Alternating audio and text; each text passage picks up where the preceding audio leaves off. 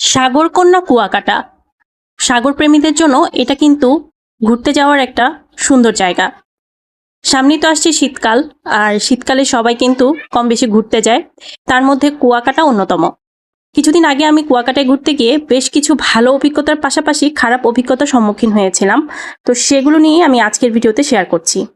কুয়াকাটায় গেলে কোথায় থাকবেন, কিভাবে থাকবেন বা কি খাবেন, এগুলো নিয়ে আজকের ভিডিওতে আমি শেয়ার করব আমার অভিজ্ঞতা। কুয়াকাটায় পরিবার নিয়ে গেলে বা সাথে যদি ছোট বাচ্চা থাকে তাহলে অবশ্যই কিছু ব্যাপার মাথায় রাখা উচিত। আপনারা যখন খাওয়া দাওয়া করবেন চেষ্টা করবেন বুঝে শুনে খাবার কেনার, বা যে হোটেলেই খাবেন একটু দাম দর করে দেখে শুনে খাবেন।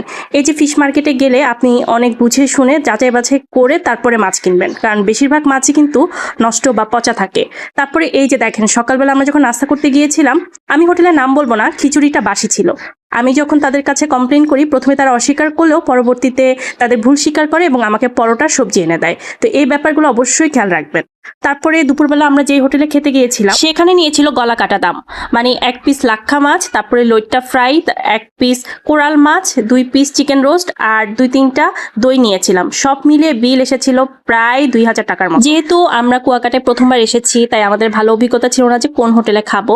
তো আমাদের অটোওয়ালা মামার সাথে যখন কথা বললাম বিকালে ঘুরতে গিয়ে, তখন তিনি আমাদেরকে একটা হোটেলের ঠিকানা দিলেন যেখানে অল্প খরচে আপনি পেট ভরে তৃপ্তি সহকারে খেতে পারবেন। এই তো রাতের বেলা আমরা কিন্তু সেই হোটেলে এসেছি। 1 পিস বড় সাইজের ইলিশ মাছ, 1 পিস পোয়া মাছ, সামুদ্রিক বড় সাইজের পোয়া মাছ, 1 পিস হচ্ছে আপনার এটাকে বলে রূপচাঁদা মাছ, দেন হচ্ছে আপনার বড় সাইজের ট্যাংরা মাছ, সব কিছু মিলিয়ে, তারপর শুটকি ভর্তা, আলু ভর্তা, সব কিছু মিলিয়ে অনেক অল্প টাকায় আমাদের খাওয়া হয়ে গিয়েছিল। আর সেই হোটেলটাই হচ্ছে রুচিতা হোটেল।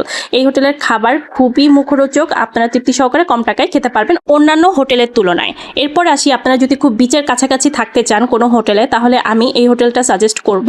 এই হোটেলটা অনেক পুরনো, তবে সুযোগ সুবিধার দিক থেকে আমাদের বেশ ভালোই লেগেছিল, যেহেতু আমাদের সাথে ছোট বাচ্চা ছিল। একদম বিচের সাথেই ছিল, আপনি যখন খুশি তখন বিচে যেতে পারবেন, আসতে পারবেন, এবং আপনি চাইলে বারান্দায় দাঁড়িয়ে থেকেও খুব কাছ থেকে সমুদ্র উপভোগ করতে পারবেন। আর আমাদের রুমের পার নাইট ছিল 2500 টাকা করে। আমরা যেহেতু ডাবল বেডের একটা রুম নিয়েছিলাম, তো আমার কাছে খুব রিজনেবল প্রাইস লেগেছে এবং খুব সমুদ্র কাছ থেকে দেখা যায় যখন তখন আমি হোটেলে আসতে পেরেছি, বা যখন ইচ্ছা সমুদ্র দেখতে পেরেছি। এর থেকে সুবিধার কি হতে পারে বলেন।